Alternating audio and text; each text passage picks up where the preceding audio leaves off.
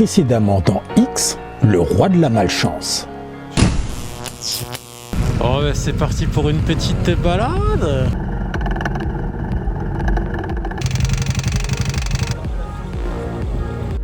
Pour l'instant j'ai commencé à démonter. Là c'est... Bon voilà un peu...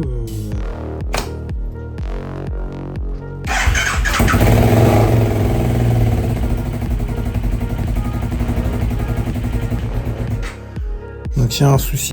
Tout ça à cause d'une rondelle.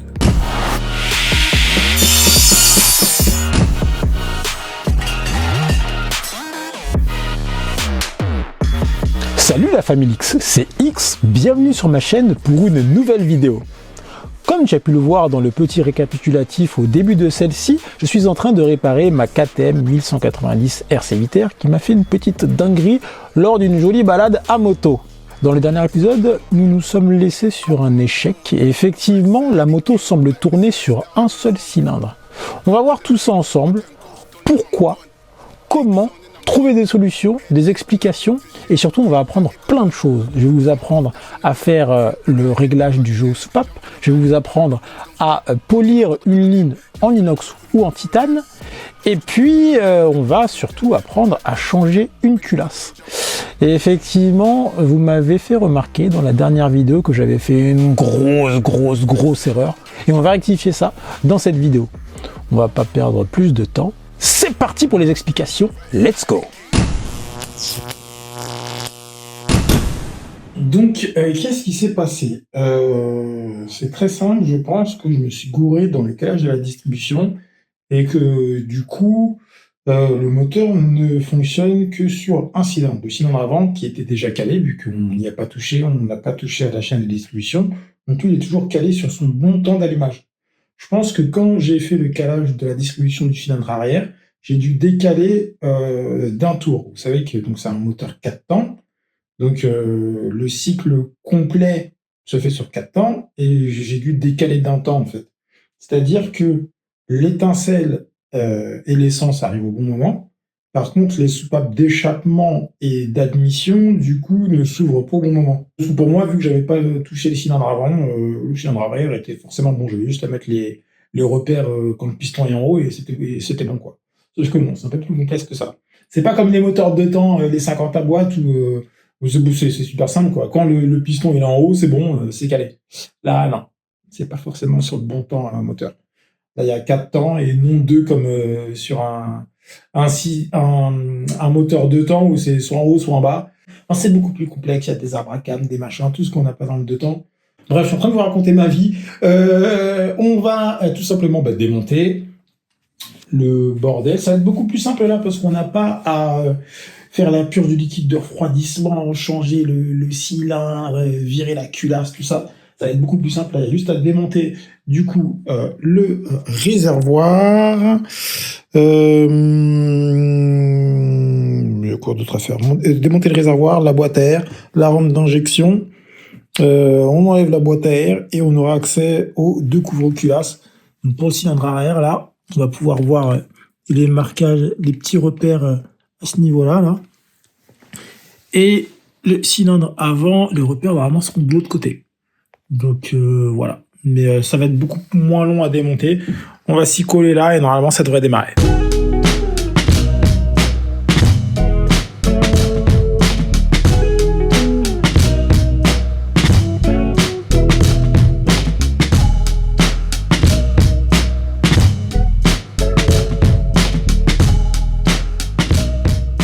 Maintenant que tout est exposé, donc j'ai mes arbres à cam sur le cylindre arrière. Donc ici, on va pouvoir voir sur le côté les repères et les marquages qui sont sur les roues des arbres à cam. Pareil de l'autre côté, j'ai les arbres à cam du cylindre avant, enfin de la culasse avant qui sont exposés. On va pouvoir voir de l'autre côté aussi les repères, un peu plus difficilement apparemment ici. Là, ça va être chaud. Mais on va pouvoir caler tout ça. On va peut-être pouvoir aussi en profiter pour faire une petite vérification du jeu aux soupapes. Éventuellement le régler, parce que c'est vrai que j'avais fait la culasse arrière parce que c'était ouvert. Mais j'ai pas fait la culasse avant, du coup. C'est vrai que j'ai fait le jeu aux soupapes il y a 4000 km à peine, même pas. Donc normalement, il devrait pas du tout avoir bougé, hein. Normalement, ça c'est un truc qui se fait plutôt entre... Ça dépend des marques et des motos. Je sais que sur ma Kawa, c'était aux 46 000 km. Je crois que sur la RC8, il me semble que c'est tous les 24 000, 30 000, je sais plus. Faudra que je regarde dans le manuel de l'atelier. Mais bref, donc là, ça fait 4000 km que je l'ai fait. Normalement, il a absolument pas bougé. Mais on va le faire comme ça, il sera nickel et tout sera bien. Donc voilà, et ben c'est parti. Donc, rentrons un peu plus en détail sur les explications. Donc, on a un moteur 4 temps, c'est-à-dire que le cycle complet du moteur se fait en 4 temps. Donc, c'est une espèce de danse, hein. Donc, il y a d'abord l'admission. Donc, le mélange air-essence rentre par la soupape, par les soupapes d'admission. Le mélange explose. Et ensuite, c'est évacué par... les soupapes d'échappement vers l'échappement. Donc ce processus-là se fait sur 4 temps, dont 2 tours complets de vilebrequin. Comme je vous ai dit, c'est une chorégraphie donc d'ouverture de soupapes, donc qui sont synchronisées pour que chaque phase soit dans le bon temps. C'est synchronisé par 2 chaînes de distribution. Et donc en fait, j'ai dû décaler donc mon calage de distri d'un temps. Comme je vous ai dit, donc le cycle complet se fait sur 4 temps, donc 2 tours de vilebrequin complet, donc je dois avoir un temps d'avance ou un temps de retard sur le cylindre arrière qui fait que le mélange n'explose pas, parce que l'ouverture des soupapes ne se fait pas au bon moment, et donc du coup il n'y a que le cylindre avant qui fonctionne. Comme je vous ai dit, tous les problèmes étaient localisés sur le cylindre, le piston et la culasse arrière, donc je n'avais démonté que la partie arrière. Le cylindre avant était lui calé, donc j'y ai pas touché.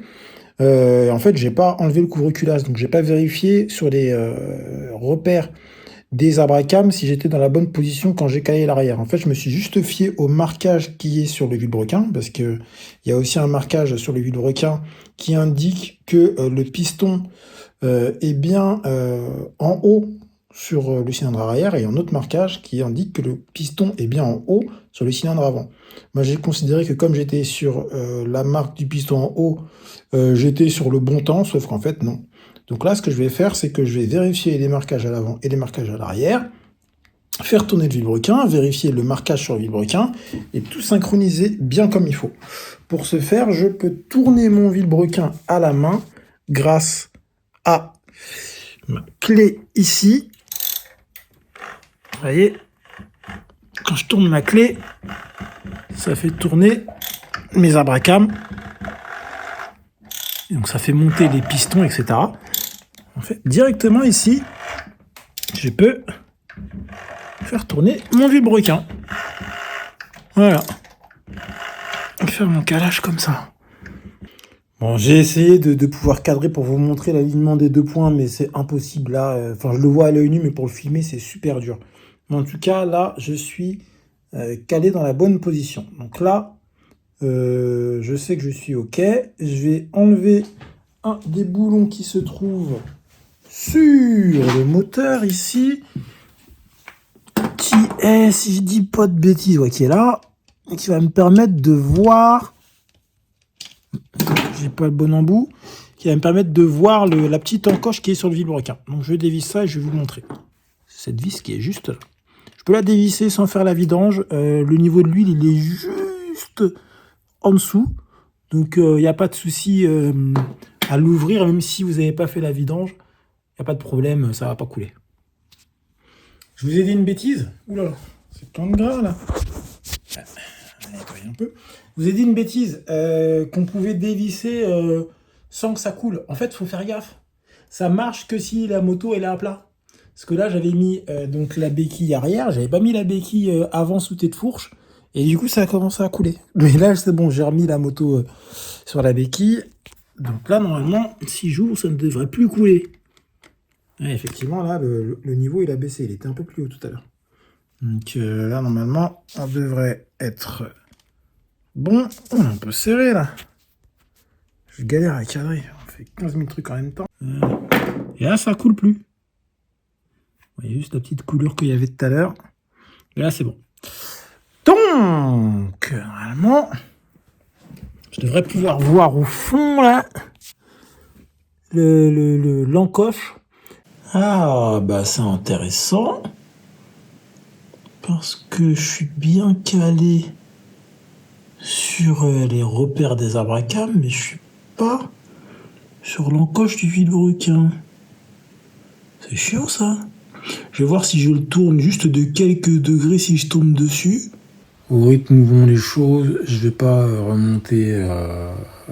Enfin, je vais pas redémarrer ce soir, c'est sûr. Mais là, j'ai un petit mindfuck. Parce que plus je réfléchis et plus j'ai l'impression que je me suis pas gouré sur mon calage de distri. Parce que si je m'étais trompé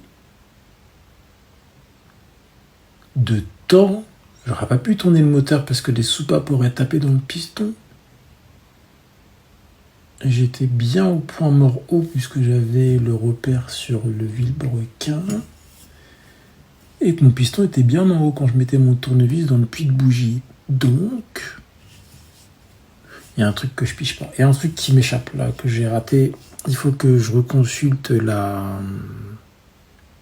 manettes d'atelier et que j'étudie ça en profondeur. Parce que là, il y a un truc qui m'échappe. Il y a un truc que je trouve pas logique. Donc, bon, là, les gars, à ce stade, je suis complètement du père, quoi. J'ai perdu. La mécanique, c'est vraiment trop compliqué.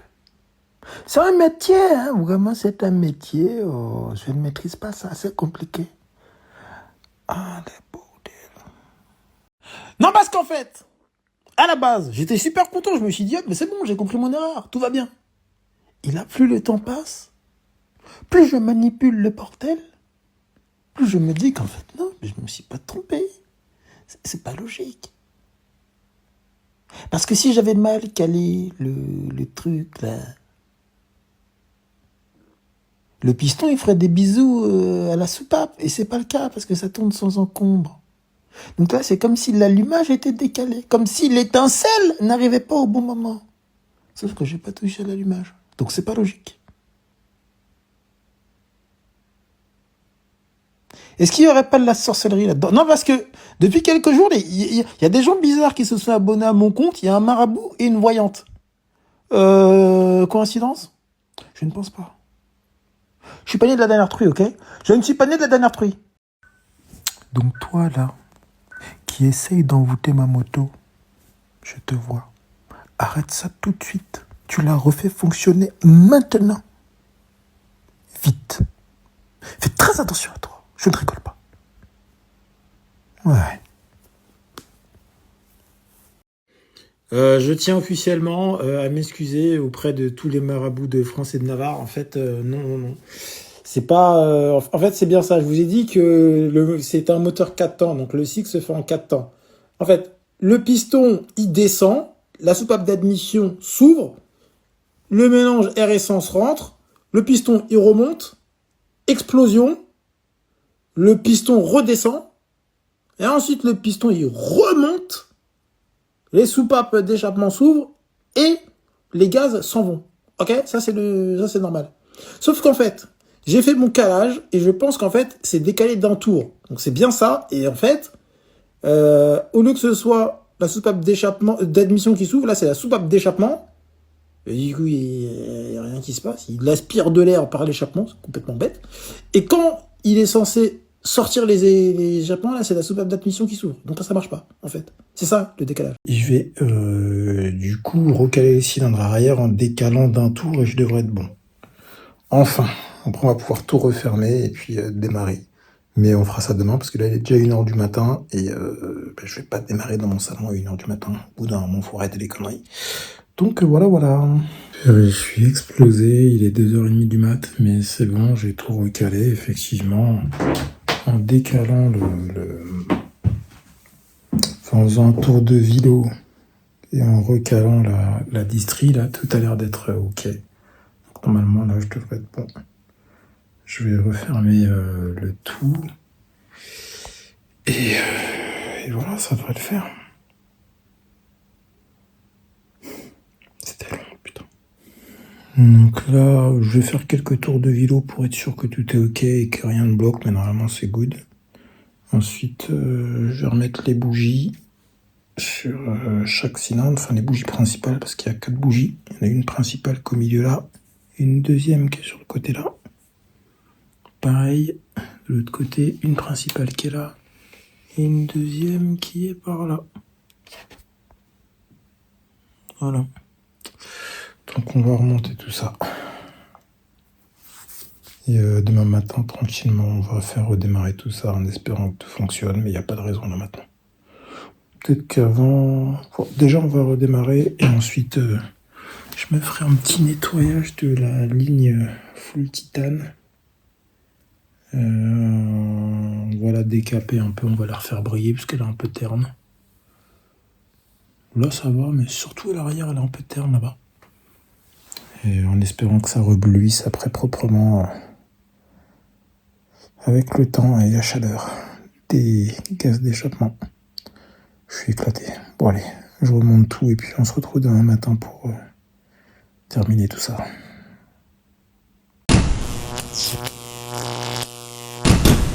Je suis en train de refixer mon réservoir.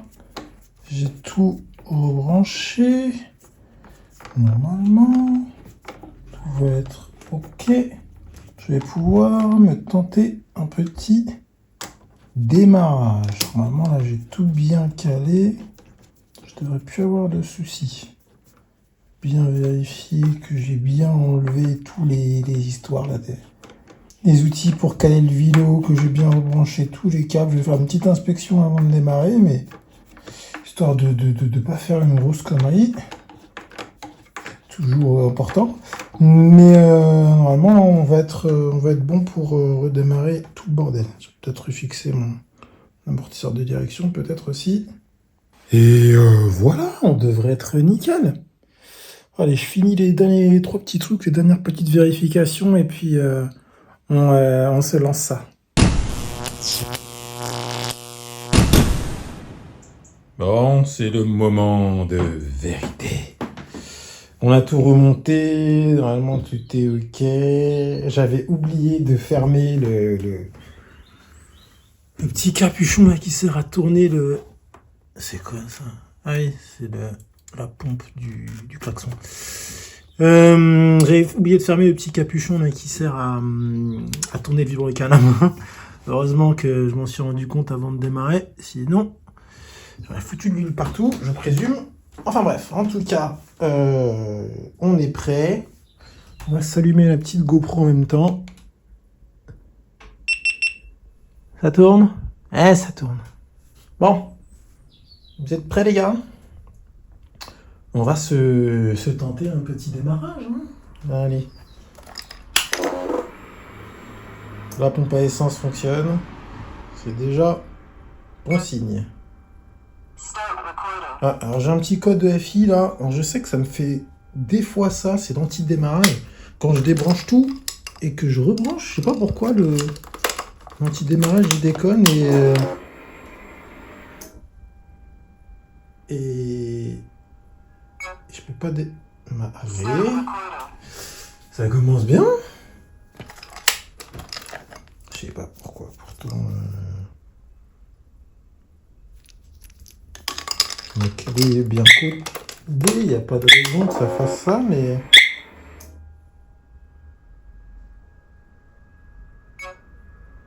Ah.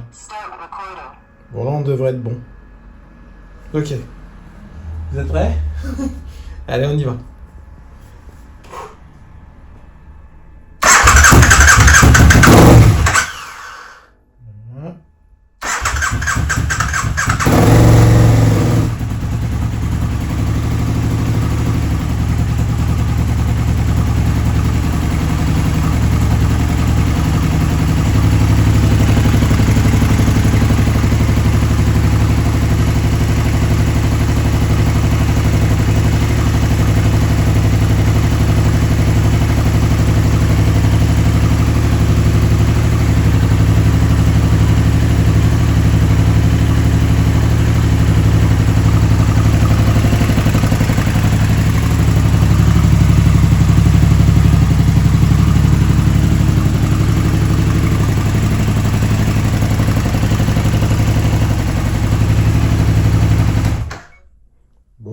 on est bon.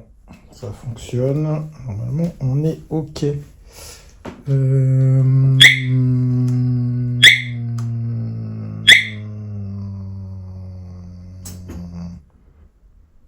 Mais purée, on a réussi, les gars. On a réussi à la réparer ensemble une deuxième fois. C'est incroyable. Waouh. Merci à tous ceux qui m'ont filé des coups de main, notamment Bartek, notre ami mécanicien polonais qui me donne plein de tips. Et Jim Lachasse aussi, et Jérôme Vergès, qui m'ont filé des tips. Parce qu'il y a des moments où j'étais un peu perdu. Hein. Mais non, c'est cool. Hein. Ça a l'air de tourner rond, j'entends pas de bruit mécanique bizarre. Bon, après, il va falloir rouler et voir ce que ça va donner, mais normalement, on est bon.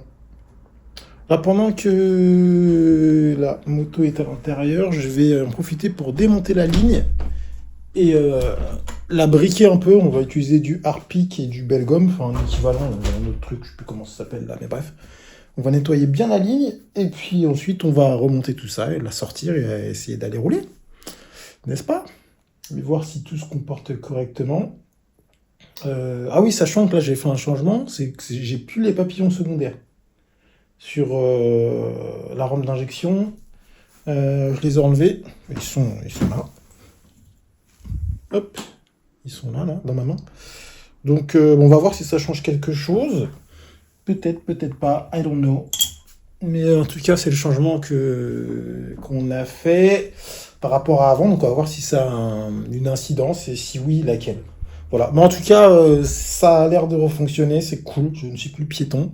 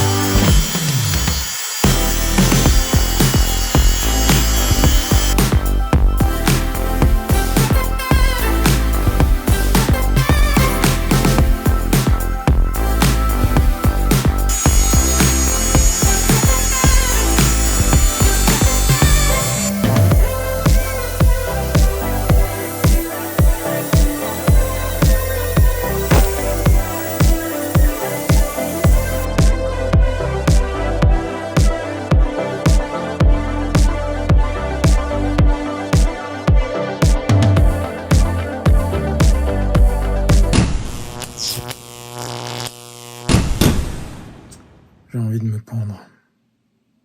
J'étais beaucoup trop joyeux, je savais que ma poisse allait me rattraper. Grâce à vous, je me suis rendu compte que j'avais fait une erreur monumentale. C'est ça le problème de lire les manuels d'atelier à 2h du matin et de bricoler à des heures complètement indues. Je suis pas concentré. J'ai raté un mot dans la revue d'atelier. C'est vis neuve. En fait, à chaque fois qu'on démonte la culasse, et qu'on la remonte, il faut mettre des vis de culasse neuves. Merci à vous de me l'avoir fait remarquer sur Instagram, sur les commentaires de la dernière vidéo. Donc en fait, il va falloir que je recommence une bonne partie de ce que j'ai fait. J'ai tout remonté pour rien, donc on va devoir enlever le réservoir, la rampe d'injection, tout démonter et mettre des vis de culasse neuves. Ensuite, il y a une deuxième erreur monumentale que j'ai faite dans mon explication du jeu aux soupapes.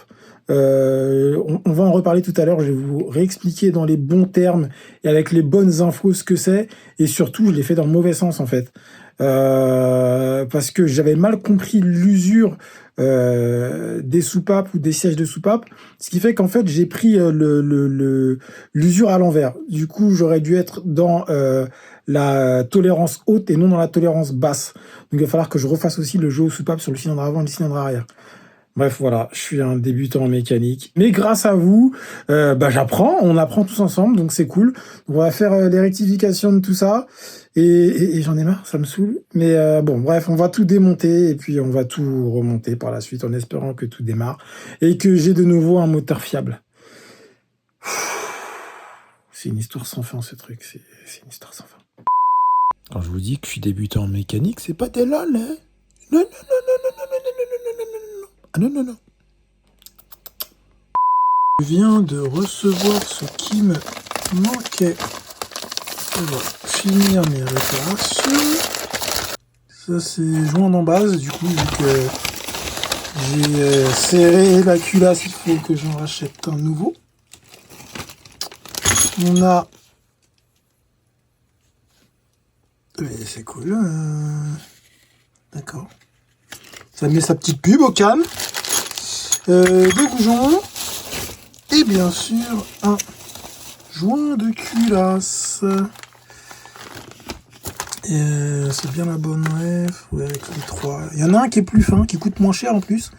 Qui est adapté au kit Club Race. En fait, il est plus fin, donc il y a plus de compression et on gagne quelques chevaux. Mais bon, je mets le normal parce que sinon, il faudrait que je démonte mes deux culasses et flemme. Donc voilà, avec ça, normalement, on va pouvoir refaire tout bien avec les nouvelles vis surtout et redémarrer tout ça. Voilà.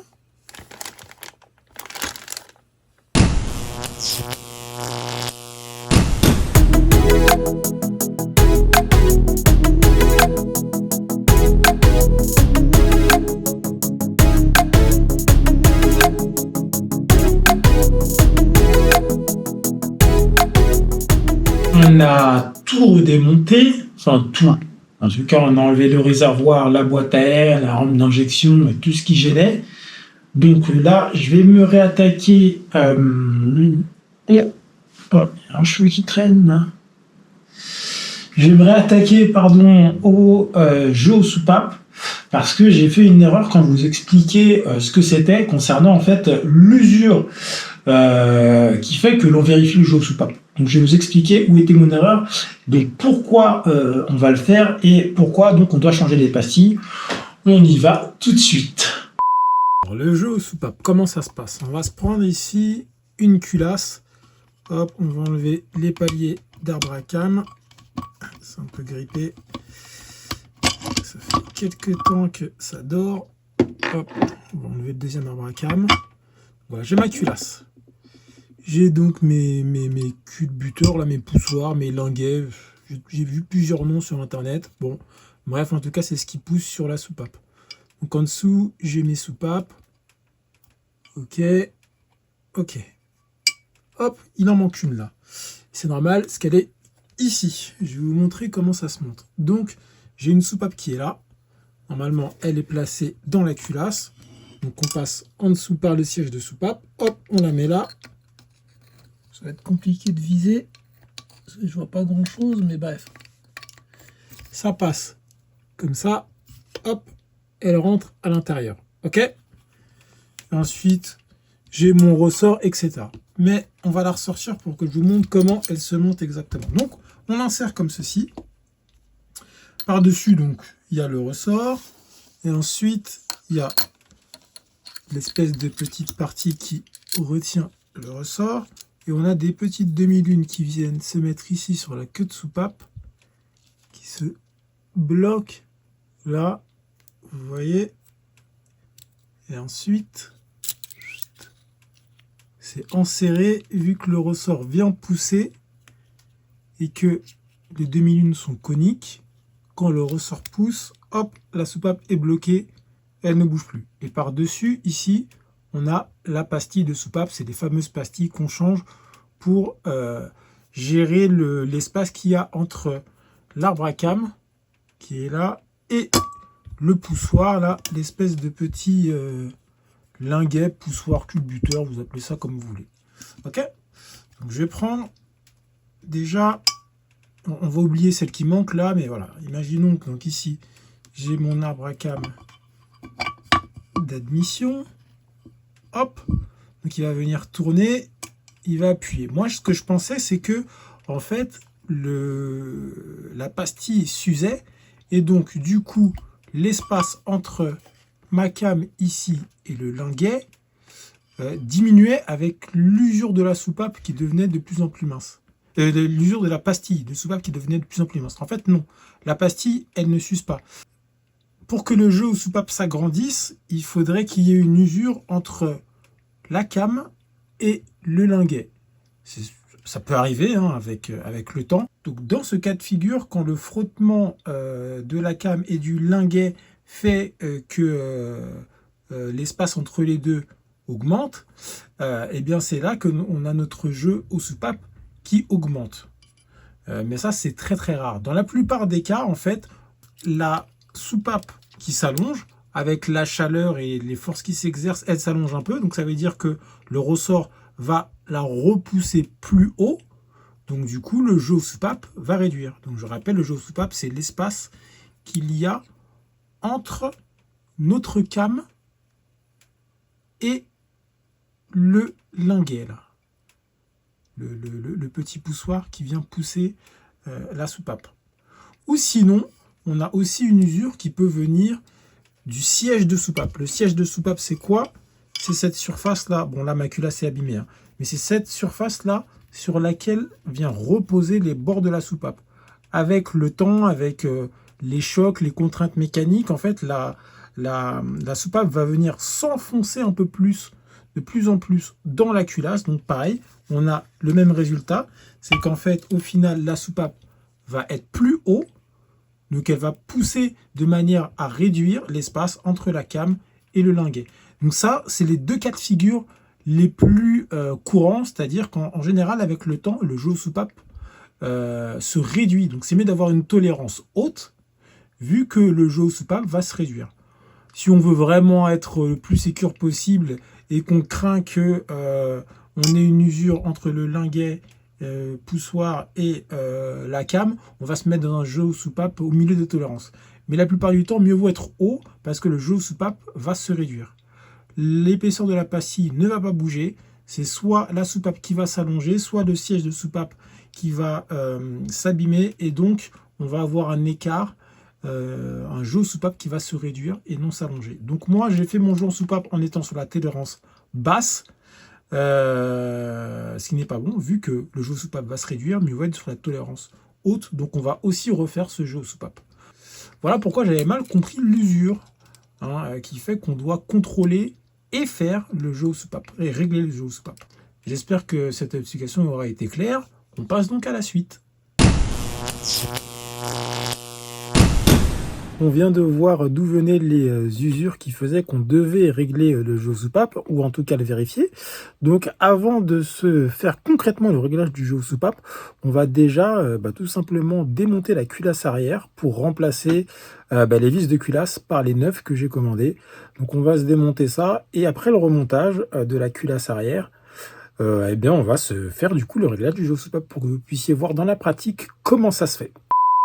J'ai retiré les paliers d'arbre à cames, les arbres à cames. Donc maintenant, on va s'enlever les fameuses 4 vis là qu'il faut changer. Il y en a une que l'on voit là, deuxième là-bas, et 2 autres, elles sont à l'extérieur. Il y en a une là, et l'autre est par là-bas. Les 2 petites là qui sont sur le côté, vous les avez déjà vues dans la vidéo précédente. Là, et de l'autre côté. Puis on va pouvoir s'enlever la culasse. Et ensuite, on va enlever le cylindre. En gardant le piston à l'intérieur, on va enlever le petit clip du piston, enlever tout ça, changer le joint en base et tout remettre en place ensuite. Je vais devoir enlever le moteur du démarreur pour pouvoir enlever le cylindre. C'est toujours une galère d'enlever et de remettre le couple cylindre-piston, mais bon, c'est fait. Là, je vais mettre en place le joint de culasse. On va se remettre la culasse et refermer tout ça en espérant que cette fois-ci, je n'oublie rien. Et je vous reprends au serrage des vis, enfin la mise en place des vis de culasse pour voir leur spécificité. Celle que j'avais du coup zappé au premier remontage, enfin au dernier remontage. On va se faire la mise en place des vis, elles sont un peu particulières. Donc cette fois-ci, on va bien suivre les recommandations du manuel d'atelier. Donc installer la culasse, mettre les nouvelles, c'est bien marqué hein, en gros, les nouvelles vis de culasse, enfin en gros non, mais c'est marqué, en place avec les rondelles esserrées. Donc les vis, elles sont là. Vous voyez, elles sont neuves. Cette fois-ci, c'est bon. Donc ils mettent à huiler avec de l'huile moteur. Donc il faut huiler les pas de vis en fait pour pas que ça accroche et que ça force, parce que si ça force, elles vont s'allonger et pas à la bonne force. Donc il faut les huiler. Donc, on va huiler tout le pas de vis et on va donc faire encore comme la dernière fois. On va les serrer en croix. Premier cran 15 Nm, ensuite 30 Nm et ensuite 90 degrés et encore une fois 90 degrés. Voilà, c'est parti. Je vais mettre les rondelles. Il y a un peu du matos dans tous les sens. Hein. Je suis désolé, c'est un peu le bordel. Ça, c'est une machine de découpe CNC pour découper du bois, de l'aluminium, ce genre de choses. Ça, c'est mon imprimante 3D. J'en ai une deuxième qui est là. Et je me sers de ça pour plein de bricolage. On en reparlera sur d'autres vidéos parce que c'est utile aussi pour le bricolage moto. Ça permet de faire des pièces. Par exemple, là, j'ai une des caméras de ma dashcam là, dont j'ai imprimé le support en 3D. Il faut que je le faut que je le peigne en noir. Mais voilà. Je suis en train de tester là. Vous devez voir peut-être sur la GoPro. J'ai pris mon support poitrine pour la GoPro, que j'ai réussi à bricoler pour mettre mon téléphone dessus. Et en vrai, pour bricoler, c'est pas mal parce que j'ai les mains libres et c'est top.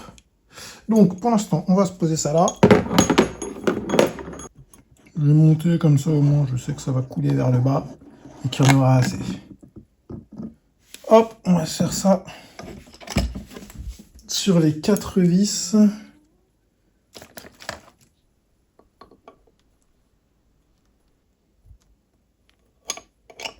Sont longues. Voilà, nickel.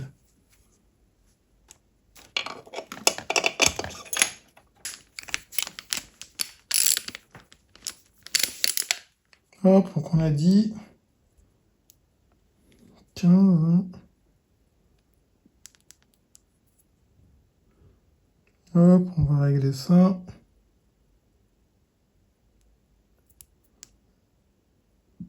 Hop, 15. Ouais, c'est ça, 15, 30. Donc on a dit en croix, je vais commencer par le bas. Je vais commencer par le bas à gauche. Faire 1, 2, 3, 4. Et quand je vais arriver au bon couple, ça va sonner et ça va faire un clic.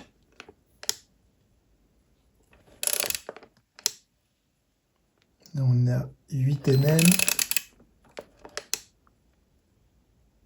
10.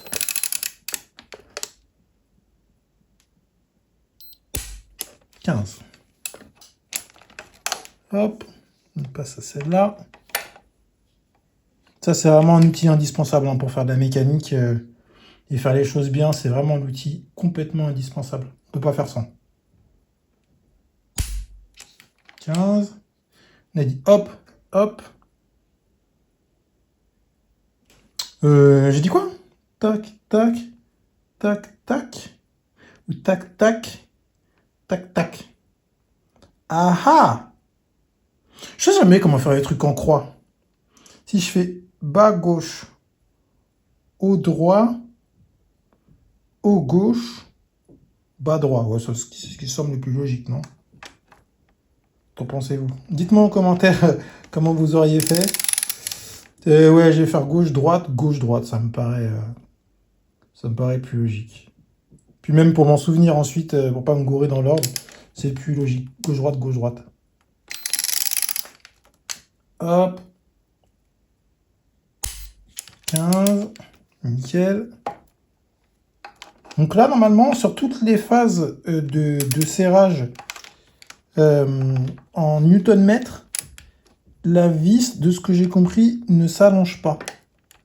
C'est que sur les phases de serrage à angle, donc quand on va devoir faire 90 degrés deux fois, que là, les vis s'allongent. Hop.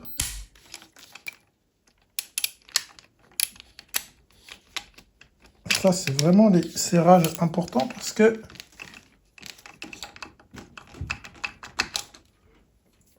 c'est ça qui va faire la culasse. Il faut absolument qu'elle soit étanche.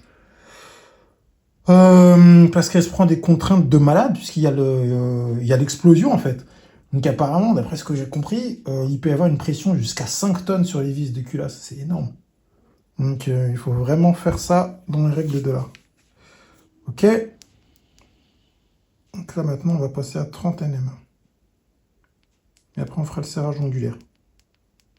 Une fois que ça se sera fait, on remettra les deux petites vis qui sont sur le côté de la culasse. Ok.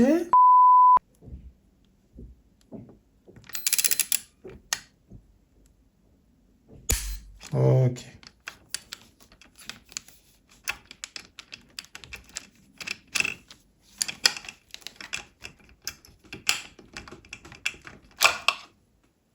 Tac. Bon. Là, on a fait le plus chiant. Alors maintenant, je me demande pour le serrage angulaire si je ne me mettrais pas des petites marques sur les vis en plus. On n'est pas à 2 degrés près. Hein. S'il y a une petite erreur de 1 ou 2 degrés, je pense que ce ne sera pas très grave. Mais ouais, je pense que je vais faire un petit marquage. Ça m'aidera si jamais parce que moi, j'ai pas un outil de super qualité. Si jamais je rip ou que j'ai un petit écart, au moins visuellement, j'aurai un repère pour savoir. Et je vais me prendre une photo. Non, pas forcément. Et comme ça, je sais qu'au final, il faudra que la vis est tournée de 180 degrés. Donc faire une petite marque sur le côté, ça m'aidera à savoir que les vis ont bien tourné de 90 degrés une première fois et 90 degrés une deuxième fois. Je pense qu'on va faire ça. Ouais, je vais me faire une petite marque au marqueur. Allez, c'est parti.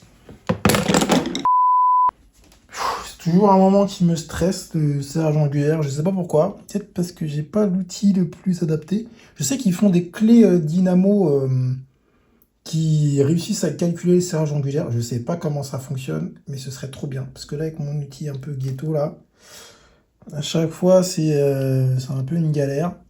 Donc c'est pour ça que cette fois-ci, j'ai mis des marquages sur les vis, histoire de m'aider aussi un petit peu. J'ai fait 2 marques. Comme ça, ça va m'aider à me repérer. J'ai pris des photos pour être sûr de ne pas me gourer. Et voilà. Sur le positionnement des marques. Et ça va m'aider un petit peu à me repérer si jamais je foire avec l'outil.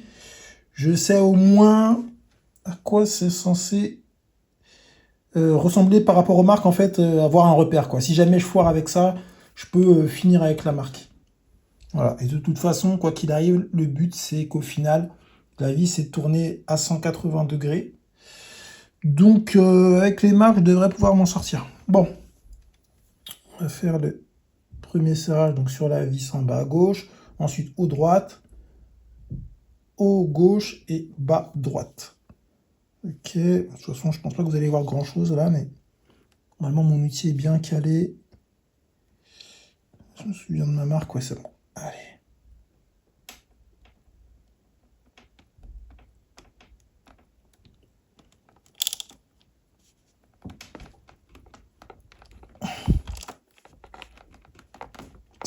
pas bouger là, ça va. Ok. Bon. En tout cas, j'ai vérifié sur la première vis par rapport à mes marques. J'ai bien 90 degrés, donc ça n'a pas glissé, ça n'a pas drifté, c'est parfait. Bon, celle-là maintenant. Hop.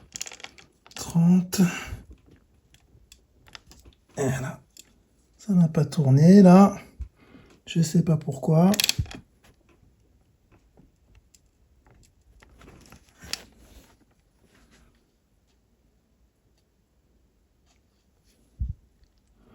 Attendez, là je suis à 60. Quand même aller vérifier en dessous comment on est.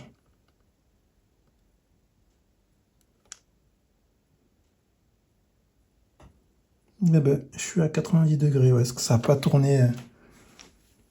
Ça n'a pas tourné bien sur le coup d'avant. Purée, j'ai un doute. Ouais, voilà. Ah, ça me saoule. J'ai fait... Oh. Oh là là là là. Je vais revérifier mes photos. Heureusement que j'ai fait des marques. Hein, voilà. Voilà, ça commence. Je vais faire un truc que j'aurais dû faire dès le début. Vu que j'ai une clé dynamométrique électronique, elle va me donner les couples de serrage. Et ça aurait été intéressant de voir quoi correspond chaque cran sur chaque vis et les noter. Ce que je n'ai pas fait. C'est pas grave, du coup je vais le faire à partir de la troisième. J'ai fait celle-là, celle-là. Je vais faire à partir de la troisième.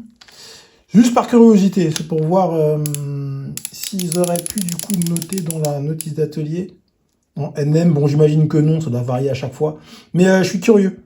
Donc je vais juste voir ce que ça donne. Alors, attendez. C'est déjà... J'ai rien fait, ça s'est déjà décalé. C'est ça le problème. Compliqué d'être précis avec cet outil de merde là. Donc, 58 NM, c'est ce que ça m'a marqué. Alors effectivement, c'est bien ce que je craignais. C'est pas du tout constant. J'ai 53,5 pour l'autre vis.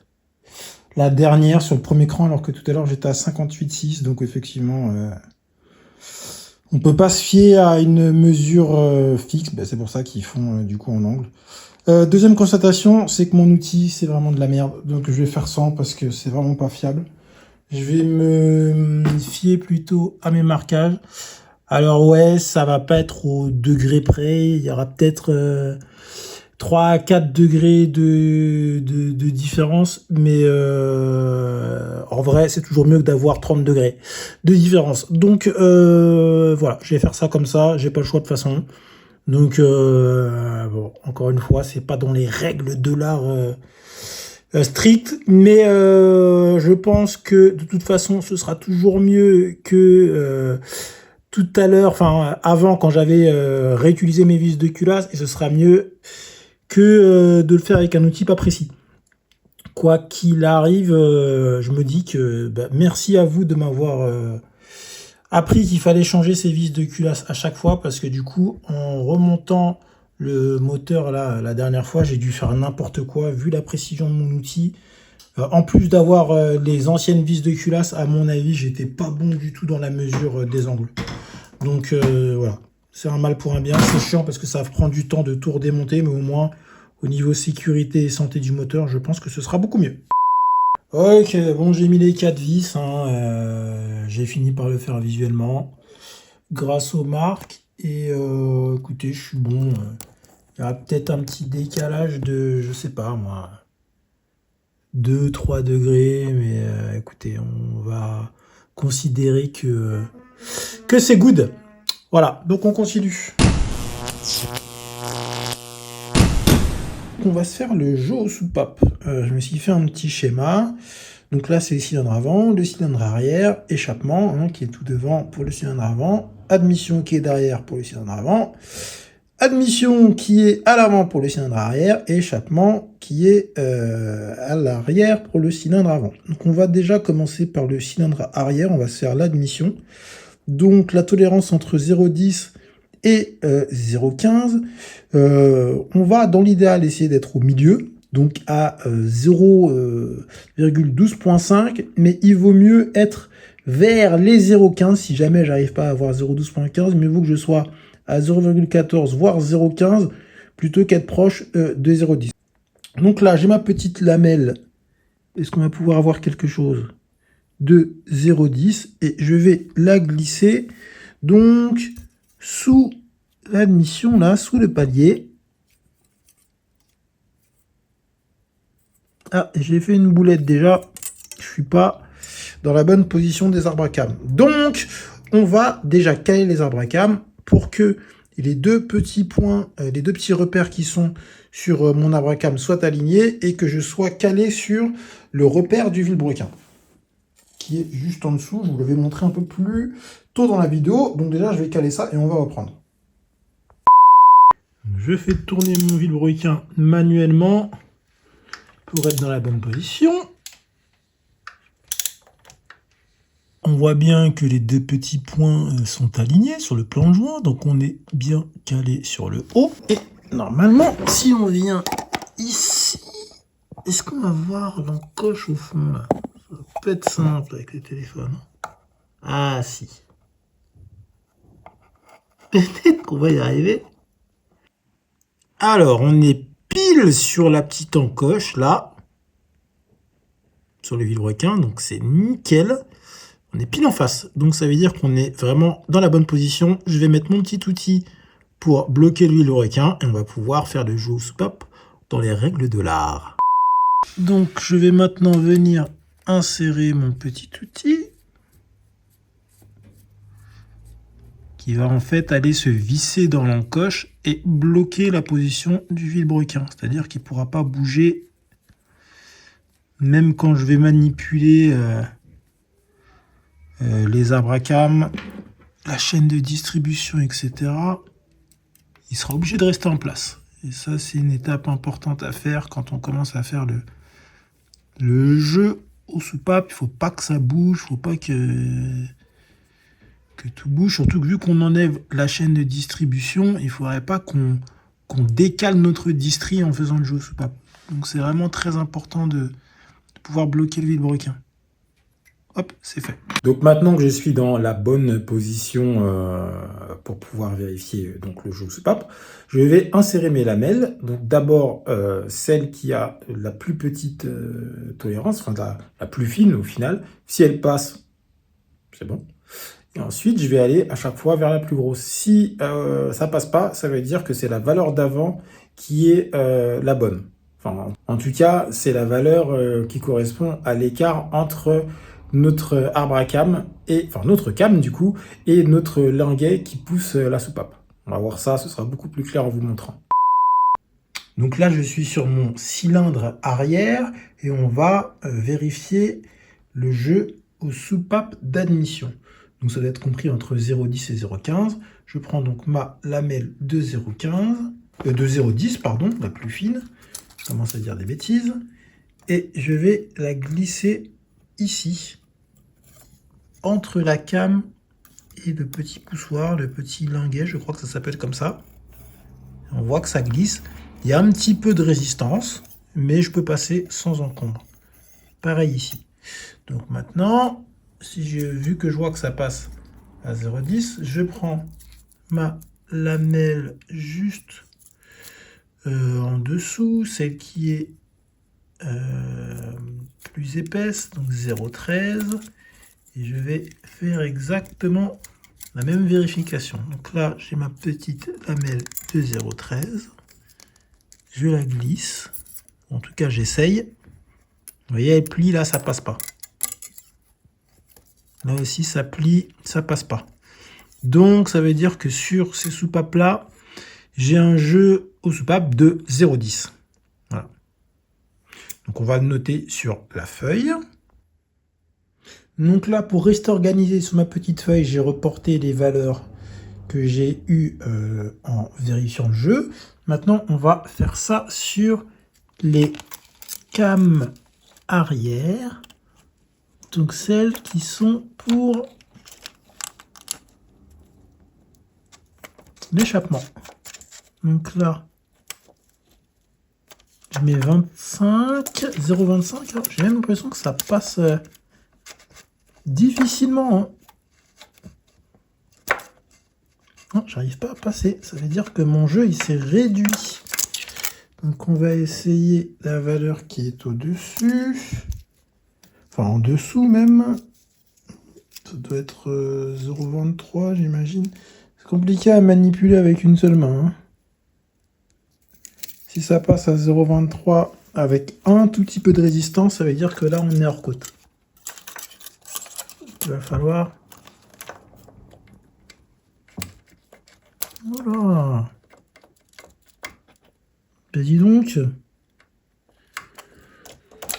0,23, ça passe pas. Donc on va essayer 0... Ben, ça va être 0,20, j'imagine. 0,20. En 0,20, ça devrait passer. Oula, on est complètement off. Sur... Ouais, 0,20, ça passe. Donc on n'est pas bon du tout.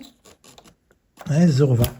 Donc on n'est pas bon du tout sur l'échappement. Heureusement qu'on les a vérifiés. Ah oui, on est complètement hors côte. Waouh. Bon, 0,20. Donc on note et on va faire pareil pour l'avant. Donc maintenant que j'ai pris les mesures des jeux aux soupapes sur le cylindre arrière et cylindre avant, que j'ai bien tout noté sur ma petite feuille, je vais démonter les paliers d'arbre à cam, donc en enlevant les vis qui sont là. Et on va maintenant mesurer les pastilles et noter chacune de leurs valeurs sur la même feuille. Et du coup, on adaptera les épaisseurs des pastilles qu'il faut remplacer sur les endroits où... enfin, comment dire, sur les pastilles où le jeu n'est pas bon. Et donc, on va faire des calculs de soustraction et d'addition pour trouver, et bien, du coup, la bonne épaisseur des pastilles sur les endroits où il faut les remplacer. Encore une fois, ça paraît peut-être pas forcément clair quand je dis comme ça, mais quand vous allez le voir dans la pratique, vous allez voir qu'en fait, c'est très simple et très logique au final.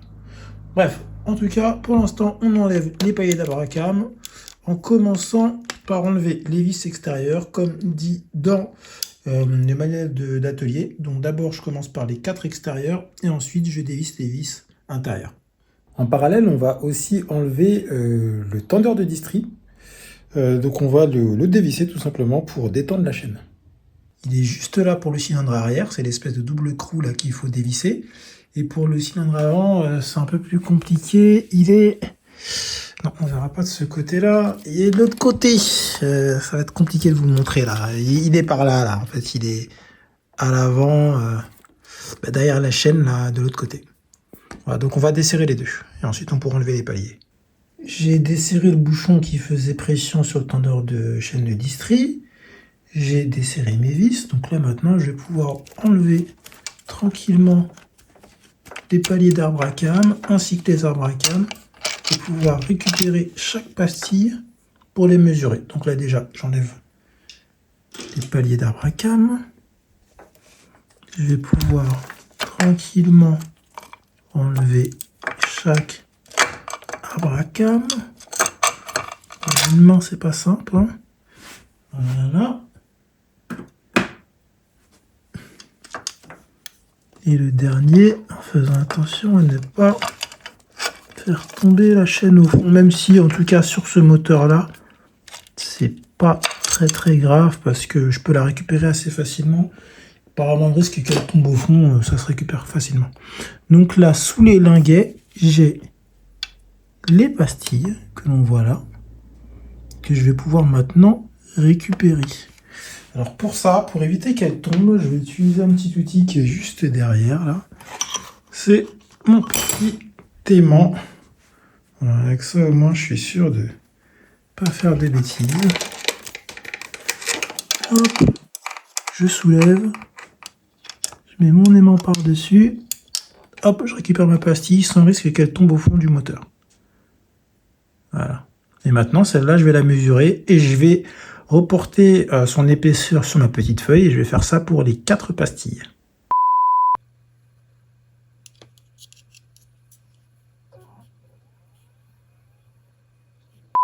Bon là, je vais faire le jeu aux soupapes sur le cylindre avant du coup, sur la culasse avant, pardon. C'est un peu particulier par rapport au cylindre arrière, il y a quelques spécificités, je vais vous montrer ça. Enfin, je vais pas vous le montrer, mais je vais vous l'expliquer, parce que voilà, faut pas que la vidéo fasse 3 heures non plus, sinon je vais vous perdre. Mais je vais vous expliquer la petite différence qu'il y a sur la culasse avant par rapport à la culasse arrière. Je vais m'attaquer au jeu aux soupapes du cylindre avant, enfin de la culasse avant. Ça va être exactement pareil que pour l'arrière. Je vais déjà avec mes lamelles prendre les mesures, voir si les jeux sont bons. S'ils sont pas bons, j'enlève les paliers, je mesure chaque pastille et je regarde quel écart je dois mettre pour rattraper l'éventuel jeu aux soupapes qui aurait bougé et qui serait hors tolérance sur les pastilles qui vont pas. Seule différence, c'est que sur le cylindre arrière, j'avais un accès sans aucun problème, je pouvais rentrer ma clé, là, ma grosse clé dynamométrique électronique là. Le problème, c'est que sur l'avant, sur les premières vis, là, ça va. Par contre, pour celles qui sont tout là-bas, c'est impossible de les atteindre. Pour ça, KTM fait un petit outil spécial qui est ici. C'est une rallonge en fait, qui va me permettre d'utiliser ma petite clé et de pouvoir aller serrer les vis qui sont au fond là, grâce à l'outil. Voilà. Du coup, pour ça, vu qu'il y a un petit levier en plus, on n'a pas les mêmes couples de serrage sur les vis que l'on serre avec cet outil-là. Donc ce sera juste là les deux qui sont au fond. Donc voilà, c'est la petite différence qu'il y a par rapport à l'arrière, mais sinon c'est pareil. Donc, avant de faire le jeu aux soupapes sur la culasse avant, bien évidemment, je vais enlever mon outil là pour caler le vilebrequin qui est en dessous et je vais faire tourner le vilo pour que les abracams soient dans la bonne position pour vérifier le jeu aux soupapes sur la culasse avant. Mais sinon, c'est exactement la même opération que pour le cylindre arrière, et juste des spécificités pour ce cylindre-là sur cette moto. Sur votre moto, ce sera bien évidemment différent. Vous vous référez au manuel d'atelier, et comme ça, il n'y aura aucun risque de vous tromper. Mais voilà en gros comment se fait le jeu aux soupapes. Rien de compliqué, encore une fois. Bon, ma feuille est un peu dégueulasse, mais bon, j'espère que vous allez comprendre. Donc j'ai relevé tout à l'heure les jeux aux soupapes. Donc sur l'admission, j'ai 0,10, 0,10, je suis sur la fourchette basse. On va plus se rapprocher de 0,15, c'est le but. Là, je suis à 0,20 et 0,20 sur l'échappement, donc carrément, je suis hors côte. Donc il faut plus que je sois entre 0,25 et 0,30, mais préférablement plus vers 0,30, parce que malheureusement, j'ai que des pastilles qui vont de 5 en 5. Donc, j'ai relevé des épaisseurs de pastilles de 2,70, 2,70, 2,50 et 2,45. Bon, 2,46, mais on va arrondir à 2,45. Ok? Donc, là, il faut que je sois plus vers 0,15.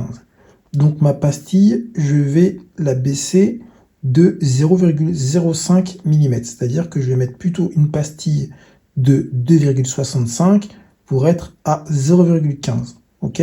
Donc on va augmenter l'espace entre la came et le petit linguet. Ok?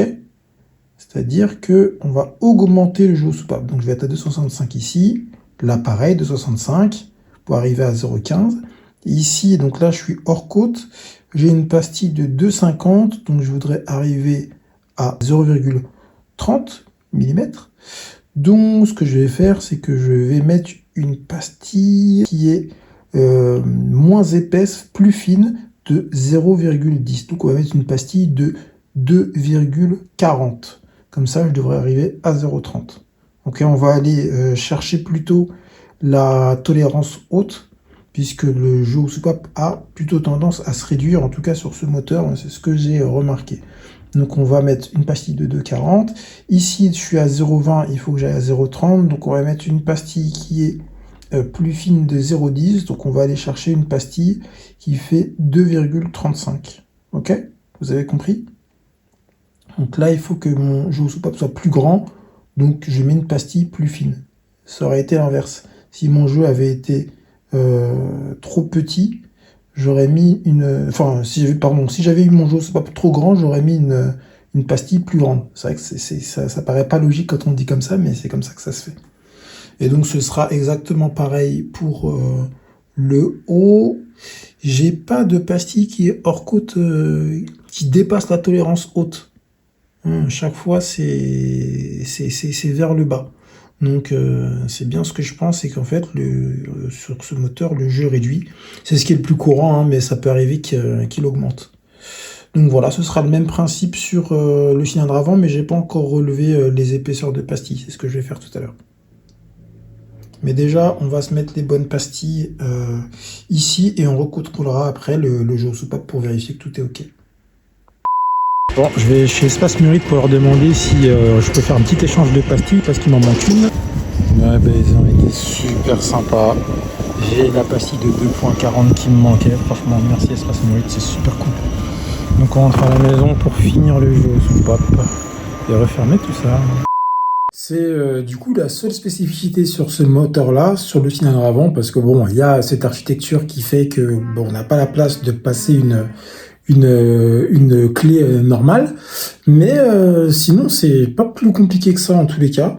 Donc il faudra voir et adapter la technique à votre moteur. De toute façon, rien n'est mieux que de suivre la revue d'atelier de votre moto, le manuel de réparation, ça dépend comment on l'appelle selon les marques. Mais voilà, si vous lisez bien le manuel, il ne devrait pas y avoir de soucis. Là, je vous l'ai montré de manière pratique sur ma moto, histoire de vous rassurer, de vous encourager à bricoler vos motos vous-même. En tout cas, voilà, il n'y a vraiment rien de compliqué. Il suffit d'être minutieux, d'être organisé, de faire les choses correctement. Il faut quelques outils, clé dynamométrique, un espèce je sais même pas comment ça s'appelle cet outil là, l'espèce de calibre à lame là, pour pouvoir vérifier les épaisseurs qu'il y a entre les linguets et les cames de vos arbres à cames. Un pied à coulisse électronique, voilà, qui peut mesurer au centième de millimètre et voilà, hein, c'est tout. Il y a et beaucoup de patience, du coup, de la patience. Une feuille, un stylo. Voilà. Je pense qu'on arrive au bout de ce tuto jeu aux soupapes. Moi, je vais finir le mien, refermer tout ça et sortir la moto pour aller rouler. Voilà, voilà.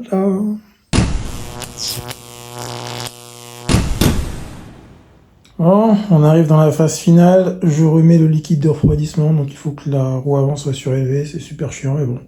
On fait avec, y a pas le choix. J'ai une nouvelle fois tout remonté. Normalement, j'ai tout fait dans les règles de l'art. C'est le moment de vérité. On va voir si tout fonctionne. Je pense que oui. Normalement, on est OK. Le coupe-circuit est enlevé. Il n'y a plus qu'à. Hein.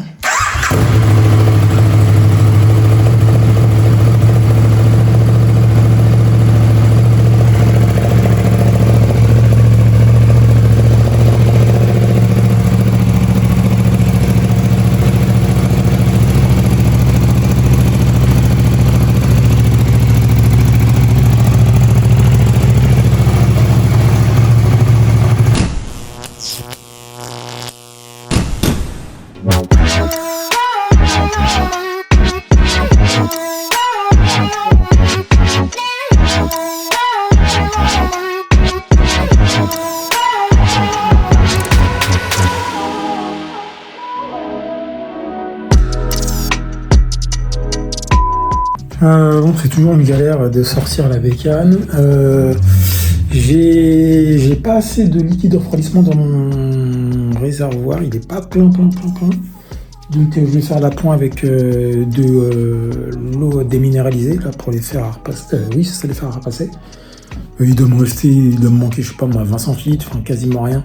Donc ça va le diluer un peu, mais ça devrait faire le taf. Et il me reste à remettre du coup tous les carénages, les poignées, les repose-pieds, la béquille, enfin réhabiller la moto quoi. Et on va la sortir soit ce soir, soit demain matin. Parce que là il est déjà 19h, donc j'ai envie de faire une petite pause là. Je la sortirai peut-être demain matin et on va aller rouler, voir si tout va bien. En tout cas là elle démarre au quart de tour, elle démarre même mieux qu'avant, c'est trop cool. Peut-être du coup dû au jeu au soupape, vu que là il est vraiment nickel, je pense que ça joue. Parce que j'avais deux soupapes qui étaient off, donc voilà. suis content d'être arrivé jusque-là. Bon, j'espère que le test routier ne révélera pas d'autres problèmes que je n'aurais pas eu. Mais là, en tout cas, ça fonctionne nickel. Et du coup, ça va être l'occasion de voir ce que ça donne quand on n'a pas les papillons secondaires. Donc voilà, je peux déambuler dans mon salon, là, c'est incroyable. Je peux même danser si je veux. Ah, c'est trop bien. Donc bon. En tout cas, vraiment merci à tous ceux qui m'ont filé des coups de main, c'est super cool.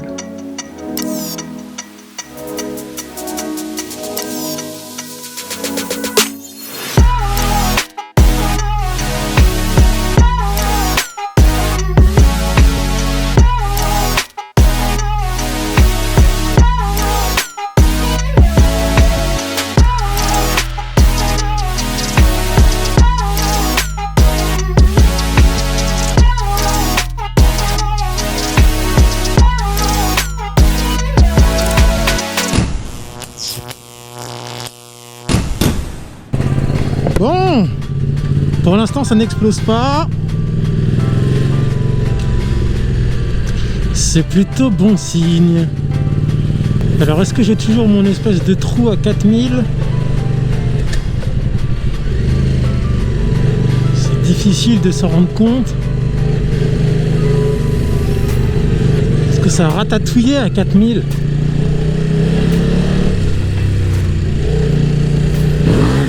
Wouah! Alors par contre j'ai l'impression que... Ah non mais je suis en première. Sans les papillons secondaires j'ai l'impression que c'est plus... C'est plus smooth.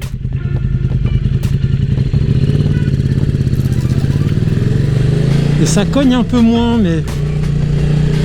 Faudra que je vois en roulant plus vite.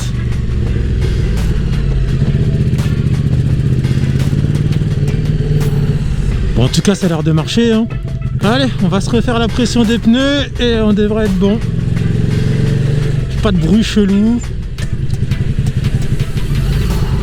Alors je sais, c'est peut-être le fait que j'ai refait le jeu au soupape et qu'il soit mieux. Mais j'ai l'impression que la moto est plus réactive, je sais pas comment vous dire. C'est assez marrant. Après il y en a qui m'ont dit qu'en enlevant les papillons secondaires, la moto serait plus souple. Honnêtement, je sais pas, je me rends pas compte. Je sais que j'avais des ratés des fois qui étaient un peu chelous. Mais je me demande si c'est pas dû à mon jeu au soupape qui était off sur quelques soupapes plutôt que les papillons secondaires. Putain, on voit que dalle.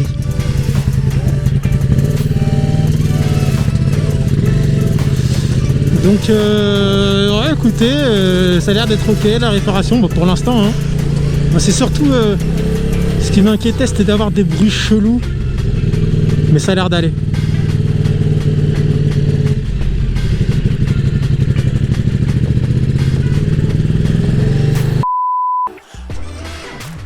Ouais, c'est trop chelou, la moto elle vient de s'arrêter, enfin je me suis arrêté, elle redémarre plus.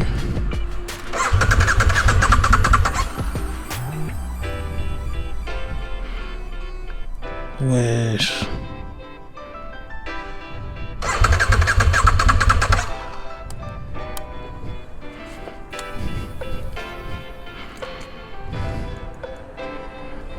Qu'est-ce que c'est que ce merdier, putain? Il y a un truc qui coule là. Je sais pas d'où ça vient. Ne dis pas que j'ai fait un joint de culasse. Non, ça a l'air d'être au-dessus. Putain.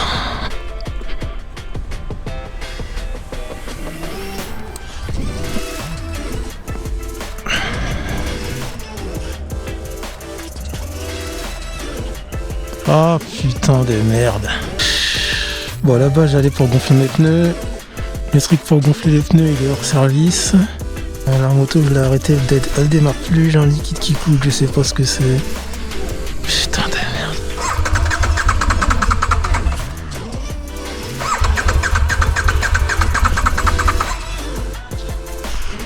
Oh putain.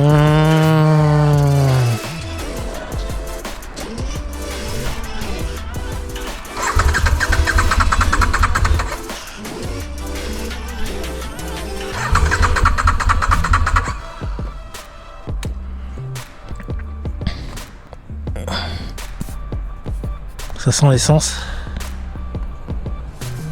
J'ai une fuite d'essence quelque part.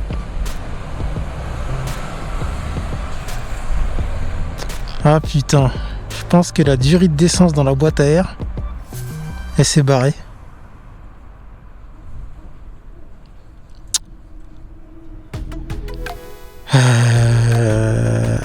Et du coup, quand je démarre, ça amorce la pompe à essence, sauf que ça fout l'essence dans la boîte à air. Et c'est pour ça que ça coule au-dessus. Putain, il va falloir que je démonte mon réservoir en pleine station essence. Génial. Mais là, je vois que ça, c'est pas du liquide de refroidissement en fait. C'est de l'essence. Putain. Ah, génial.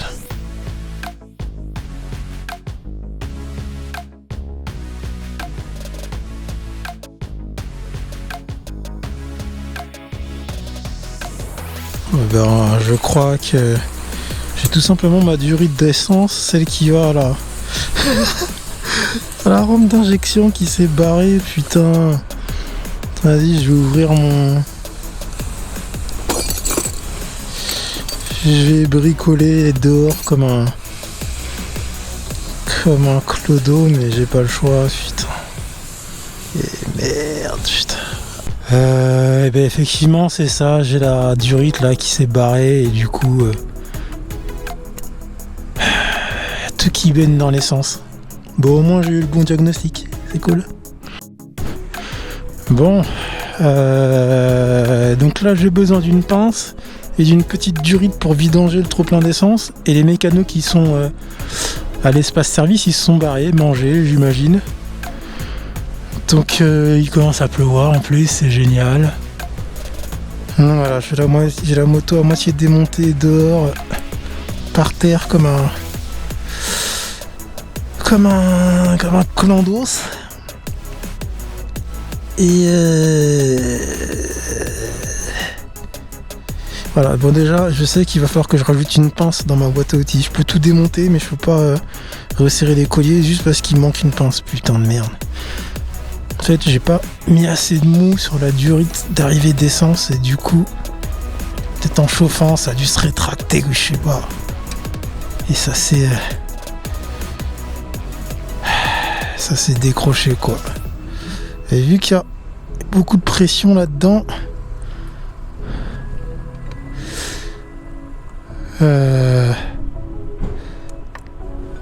avec la pression, ça s'est décroché. Voilà, je vais mettre un peu plus de mou.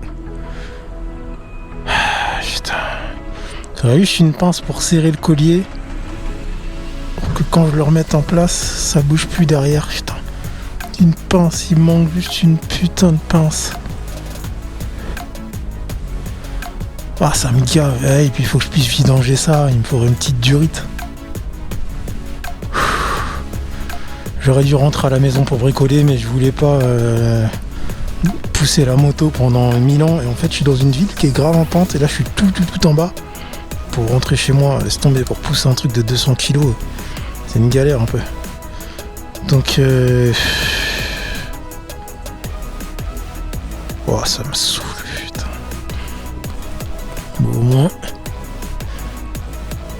je l'ai tellement démonté, je la connais tellement par cœur que j'ai trouvé l'origine de la panne super vite. J'ai pensé à ça direct. Au moins mes skills en mécanique s'améliorent, mais ça va pas m'aider là tout de suite. Ah putain, est-ce qu'il y a un autre garage dans le coin? Oh, c'est trop con, putain. Comment je peux faire une réparation temporaire pour pouvoir rentrer? Non, il n'y a pas de réparation temporaire. Hein. Je vais essayer avec les doigts ou en serrant avec 2 outils. Ouais, je vais bricoler de toute façon. Faut que je trouve une solution, je vais pas rester comme ça, il commence à pleuvoir en plus, donc pas le choix. Bon, le premier gars qui est à la caisse, il a pas voulu parce qu'il voulait pas prendre la responsabilité. Le deuxième, il a été super cool, c'est la relève. Il m'a filé une pince. Je renclenche ça et je me barre.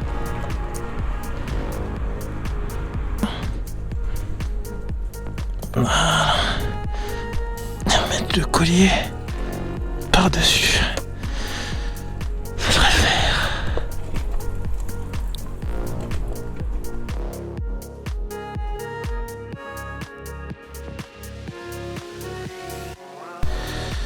Vas-y, on referme tout ça.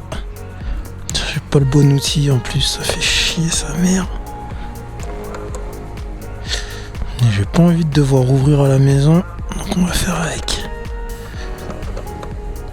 Bon, on a fait voir cette moto. Bon, après là pour le coup, c'est de ma faute, c'est moi qui ai bossé comme un schlagos. Donc, bon, je peux pas dire grand chose là.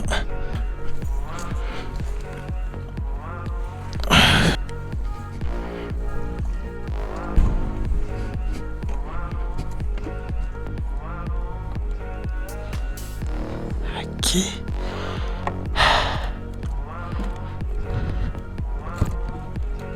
Durite d'essence. Hop. Ok.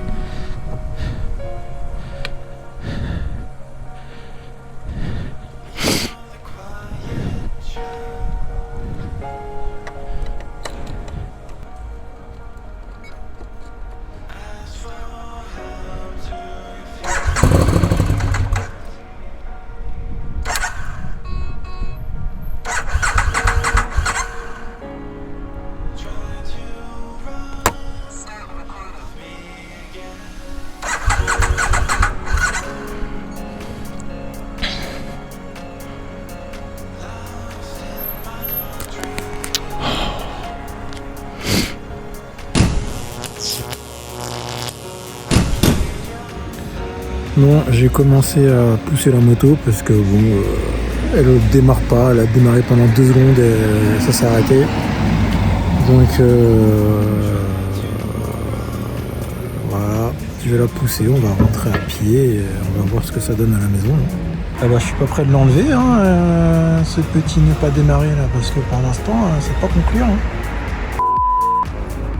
Bon, donc j'ai commencé à pousser la moto, mais comme je vous dis, je suis dans une ville qui est méga en côte et c'est une galère. Elle pèse 200 kg, il n'y a que des montées. Ça m'a saoulé, donc je me suis posé. J'étais prêt à redémonter toute la moto, comme à la station essence. Et en fait, en remettant le contact, je me suis rendu compte que j'entendais pas la pompe à essence. Et tout simplement, j'avais mal rebranché la prise de la pompe qui est juste là. Je l'ai mal rebranché, donc en fait la pompe à essence ne marchait pas et c'est pour ça que la moto ne démarrait pas. Donc maintenant c'est bon, ça fonctionne. Les erreurs débiles, donc on va pouvoir rentrer. Je vous jure, elle me met à l'épreuve cette bécane, j'en peux plus. Bon, donc là ça a l'air de marcher, il reste plus qu'un truc à régler, c'est cette histoire de... Oh, je galère. Cette histoire de contact là qui marche une fois sur 10 là, c'est super relou. Ça déconne de plus en plus. Voilà, code de FI, du coup je peux pas démarrer. Putain. Je vais essayer de recoder mes clés, mais c'est super chelou. J'en peux plus. Tout a commencé à déconner à partir de cette histoire de rondelle. Alors qu'avant tout allait bien, c'était nickel. Putain.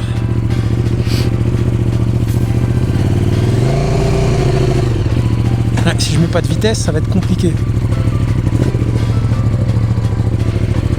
Faut être doux sur les gaz. C'est mouillé. J'ai l'impression que mon anti-dribble, il marche plus. La roue elle se bloque alors que d'habitude non. Chelou. Là, la roue elle se bloque même en première. Normalement, je vais peut-être devoir vérifier aussi les écrous de l'embrayage. Peut-être que c'est le signe qu'il faut que je fasse une vidange, je sais pas. Juste que mes pneus sont froids et que du coup l'anti-dribble fonctionne pas, je sais pas, mais... Alors, niveau comportement moteur, je trouve que vraiment il y a du mieux sans les papillons secondaires, j'ai l'impression. J'ai plus mes ratatouillages à 4000 comme avant. Donc ça c'est plutôt une bonne chose. Après ouais je sais pas,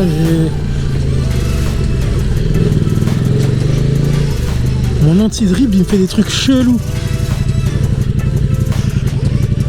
Un peu bizarre. Mais bon, mis à part ça, on est bon. Putain, ah bah ça aura pas été une sortie plaisir celle-là. Hein. Moins qu'on puisse dire. Waouh. Je crois que les gens de la station-service et les passants ils m'ont pris pour un ouf. Ça partait en bail de Sophie, viens près de maman. Le monsieur est bizarre quand même. Viens près de maman. Donc on est le lendemain. La moto roule. J'ai juste deux trucs qui me gênent. C'est que j'ai l'impression que mon embrayage anti-dribble ne marche plus. Je bloque la roue tout le temps, même en première, juste en décélérant, donc c'est un peu déroutant. Deuxièmement, la sonde de mon shifter, apparemment, je l'ai abîmée, donc je suis obligé de débrayer pour passer mes vitesses. J'ai peut-être dû pincer le câble quand j'ai remis mon réservoir un peu à l'arrache.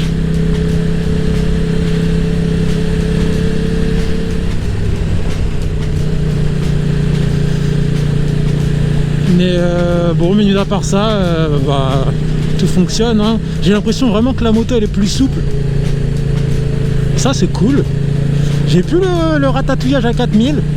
Donc je pense que c'est peut-être dû soit au fait que j'ai enlevé les papillons secondaires, soit au fait que j'ai un jaune soupape qui est bon alors que j'avais des pastilles qui étaient décalées.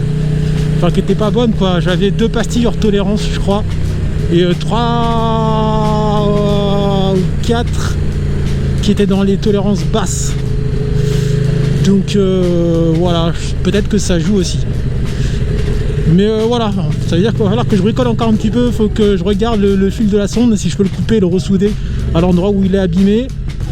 Et pour l'anti-dribble, ça par contre je sais pas. C'est peut-être moi qui sais plus conduire, ça fait 1 mois et demi que j'ai pas roulé, c'est peut-être ça aussi.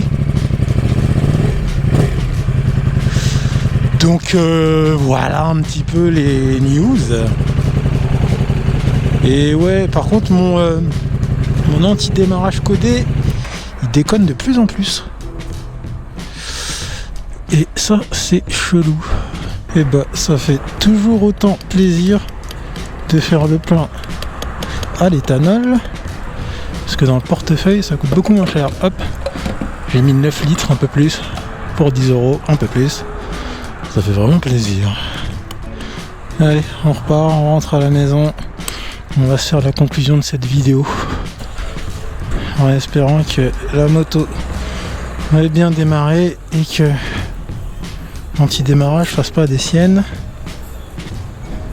Et si, et allez. Je vous dis, ça fonctionne 1 fois sur 6. Un truc comme ça, c'est très très chiant, putain. Je sais pas pourquoi ça fait ça. Faut que je teste avec la deuxième clé pour voir si ça fait pareil. Et vous voyez, à chaque fois ça déconne. Je vais aller gonfler mes pneus moi.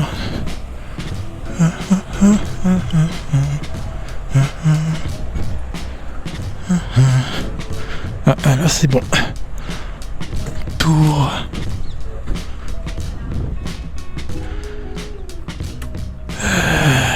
C'est pas payant ici, ça c'est cool. Allez. Oh ouais, non mais là mes pneus ils étaient vraiment super dégonflés. Je suis à 1,5. Normalement sur route ils préconisent 2,5 mais je vais me mettre à 2,3. Histoire que le pneu se déforme un peu plus et chauffe plus vite. Parce que 2,5, j'ai l'impression que je pars en drift tout le temps, c'est très très très désagréable. De toute façon, je vais changer les pneus par des Power GP2, je pense très bientôt. Ouais, je vais mettre 2,3 à l'arrière, 2,2 à l'avant. On va être bon. Autre truc que j'ai remarqué par rapport à avant, c'est que parfois je calais. Enfin, je calais beaucoup même. Parce que, je sais pas, il y avait un régime où la moto s'arrêtait à chaque fois. Et maintenant, elle fait plus ça. Et j'ai vraiment l'impression que ça, c'est grâce au jeu aux soupapes. Après, maintenant, j'entends des bruits métalliques tout le temps. Alors qu'il n'y en a pas forcément. Et c'est peut-être aussi parce que j'ai plus de bruit de boîte à air. Vu que j'ai plus les papillons secondaires, je pense que j'entends beaucoup plus le bruit du moteur qui remonte de la boîte à air, qui est en fait juste en dessous de ma tête, en fait, sous le réservoir. Parce que si j'avais un bruit métallique, ce sera à tous les régimes. Et en fait, j'ai l'impression d'entendre un truc, mais quand j'accélère ou je décélère, je l'entends plus. Quand j'avais mon problème de rondelle, le bruit métallique, il était tout le temps. Que j'accélère, que je décélère, bref. Donc je pense que c'est psychologique. Donc la moto tourne bien, mais c'est vrai que maintenant, je vais être hyper vigilant au son de la moto. Et je me demande vraiment si c'est juste le bruit de l'échappement, si c'est moi qui psychote. Vous allez me dire, vous entendez quelque chose, vous ?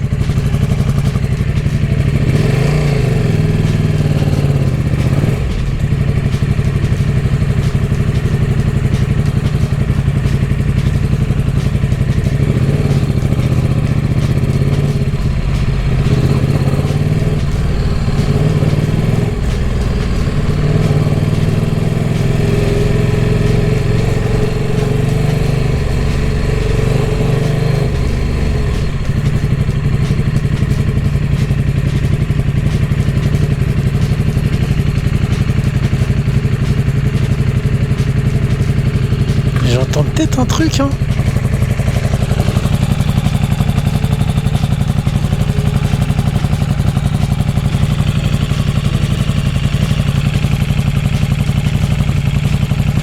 C'est peut-être mon embrayage qui est en train de se desserrer en fait, hein. On va vérifier ça. Et ça pourrait expliquer pourquoi mon anti-dribble, il anti-dribble plus des masses, mais j'ai pas l'impression qu'il soit desserré. Bon, non, je pense que c'est moi qui psychote. Je vous jure, elle me rend parano. J'entends des bruits, j'ai l'impression qu'elle va tomber en rade à n'importe quel moment. C'est un délire. Mais elle a l'air de bien fonctionner au final, hein. On va avoir un peu de périphérique là. S'il te plaît, tombe pas en panne quand je suis sur le périph'.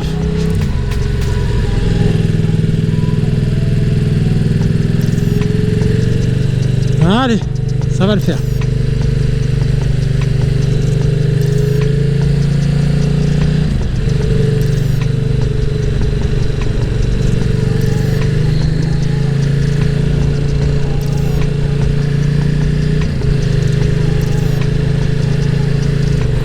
Je pense qu'on a survécu au périph'.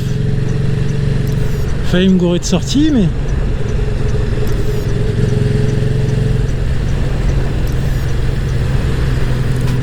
on a l'air d'être bon.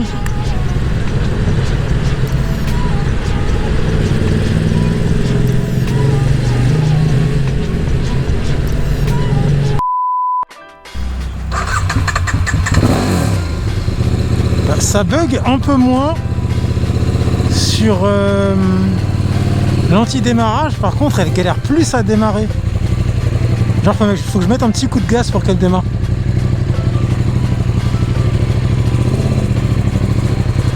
Je ne comprends pas cette bécane.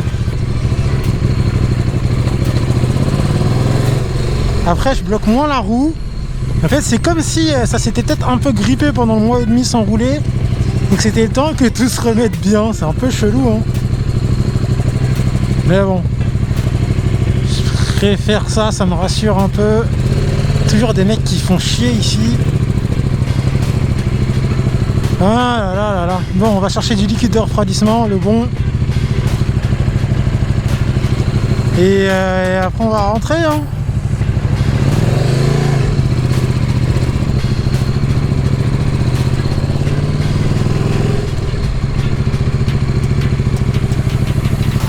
Tiens, la caméra qui est derrière, elle est un peu tordue, j'ai l'impression. Il va falloir que je refasse l'assiette. elle n'est pas droite du tout. Vous voyez? C'est mon système de dashcam. Ça enregistre en permanence dès que je roule. Et je trouve ça plutôt cool. J'en ai une à l'arrière, une à l'avant et une qui est vers moi.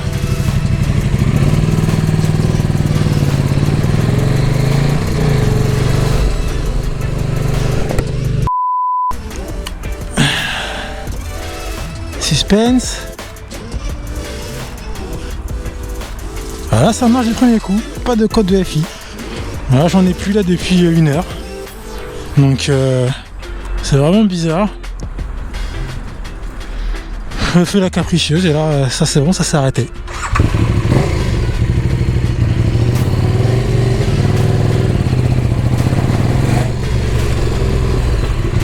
Bon. C'est un mystère. Il fait quoi Francis?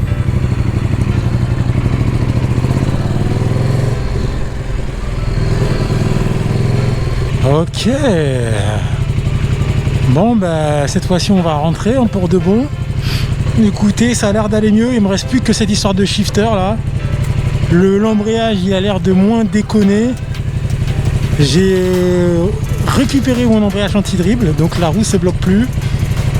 On est bon, on est bon. Je sais pas ce qui s'est passé hier, c'est très très chelou. Mais bon, l'essentiel c'est que maintenant ça marche. Je pense qu'on a pu voir tous ensemble durant ce long métrage que cette moto est peut-être maudite. Non, blague à part, franchement il y a eu trop de rebondissements. C'est un truc de dingue. Vraiment à un moment j'ai cru que ça n'allait plus rouler. J'ai eu envie de brûler cette moto. Non mais il faut le dire les gars, il faut le dire. C'est un truc de dingue. Bon là en tout cas elle roule.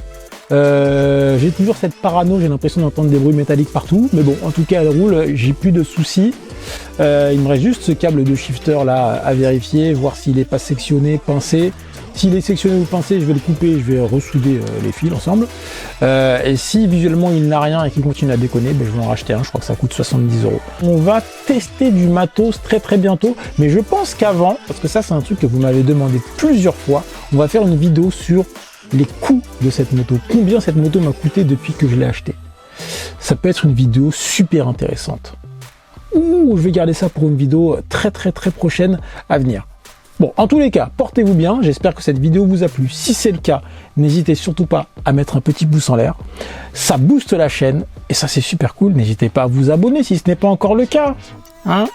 Et puis cliquez sur la petite cloche pour être sûr de ne rater aucune des vidéos à venir.